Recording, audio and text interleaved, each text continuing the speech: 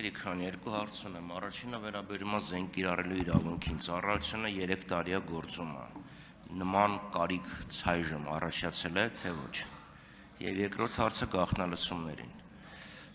Ինչը? Գաղտնալսումներին, ենթադրում եմ, որ ձեր գործունեությունը դատելով վերնագրից ուղղված լինելու արտաքին հետախուզության, այսինքն դրսում հետախուզական տվյալներ հավաքելուն, եթե ստեղ են գալիս, ապա դա արդեն հետախույզները այնտեղ է գալիս են Հայաստան, դա արդեն հակահետախուզության գործն է, այսինքն ԱԱԾ-ի գործն է, այդ դեպքում ավելի ճիշտ չէ լինի ԱԱԾ-ի հետ համագործակցել օպերատիվ տվյալներ հավաքելու համար։ Հիմա ես չգիտեմ Հայաստանում քանի հաստատություն է գաղտնալսում իրականացնում, բայց կասկած ունեմ, որ համատիրություններից բացի մնացած բոլորը այդ գործով զբաղվում են։ Շնորհակալություն։ Շնորհակալություն պարոն Խաչատրյան հարցերի համար, զենք հատուկ միջոցներ կիրառելու հնարավորություն, ինչպես ասացի, օրենքով իսկ արդեն նախատեսված է, այսինքն ծառայության ֆունկցիոնալը ենթադրում է նաև սեփական անվտանգության ապահովման պարտավորություն, ինչը ենթադրում է զենքի և հատուկ միջոցների կրման և պահպանման կարգ, մեր առաջարկությունը վերաբերում է, այո, ձեր հարցի պատասխանը այո անհրաժեշտությունը առաջացել է, որտեղ մենք ենք ապահովում մեր իսկ ենթակառուցվածքների անվտանգությունը 24/7, ինչ վերաբերում է թվային վերահսկողության միջոցառմանը, մեր առաջարկը նախ մանդատի հետ կապված ասեմ, որ ազգային ժողովի կողմից ընդունված և այս պահին էլ գործող օրենսդրությամբ ծառայության մանդատը չի սահմանափակվում միայն արտաքին յուրիսդիկցիաներով, այսինքն մենք մեր ֆունկցիոնալի իրականացման համար կարող ենք օգտագործել յուրիսդիկցիան և այս տրամաբանության մեջ, ինչ վերաբերում է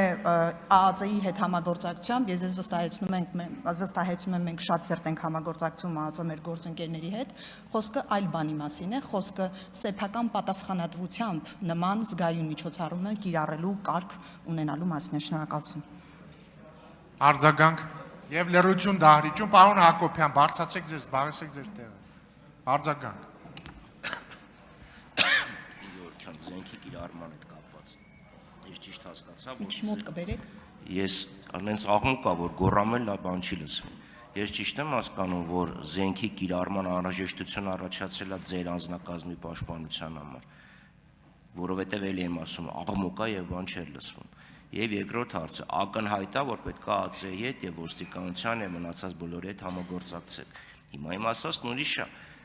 Հայաստանում ենթադրում եմ, ԱԱԾ-ն ունի գաղտնալսելու իրավունք, ոստիկանությունը ունի, քննչականը ունի, դատախազությունը ունի, ենթադրում եմ, որ դուք եք ունենաք, այսինքն դուք եք ուզում ունենաք։ Հիմա այս բոլորը իրար լսում են մեր քաղաքացիներին, բանան ասում, որ թերախոսը զանգը գալիս է, մտածում է պատասխանի, թե չէ։ Միգուցե մի հատ ընդհանրական ինչ-որ մի բան արվի և գերատեսչական համագործակցության շրջանակները մեր հետ համագործակցեք։ Շնորհակալություն։ Ձեր շնորհակալություն, նորից հստակեցնեմ, այո, զենքի և հատուկ միջոցների կարիքը կա և դա բխում է այն ֆունկցիոնալից, որը ընդունվել է ազգային ժողովի կողմից օրենքով։ Ինչ վերաբերում է թվային վերահսկողությանը, մեր երկրում շատ հստակ օրենսդրությամբ սահմանված են այն մարմինները, որոնք ունեն օպերատիվ հետախուզական գործունեություն իրականացնելու և օրենքով շատ հստակ կարգավորված են այն մարմինները, թե դրանցից որոնք ինչ տեսակի ՕՀՄ իրականացնելու իրավունք ունեն և դրանք շատ հստակ են, բոլորին չեն լսում և ձեզ վստահեցնում եմ։ Ինչ վերաբերում է նրան, որ մեր առաջարկը չի վերաբերում պարոն Խաչատրյան նոր հնարավորություն կամ լիազորություն սահմանելուն, մեր առաջարկը վերաբերում է այդ արդեն իսկ սահմանված լիազորության, հենց ձեր ասած միջգերատեսչական համակարգմամբ և սեփական պատասխանատվությամբ իրականացնելու ընթացակարգ սահմանելու։ Շնորհակալություն։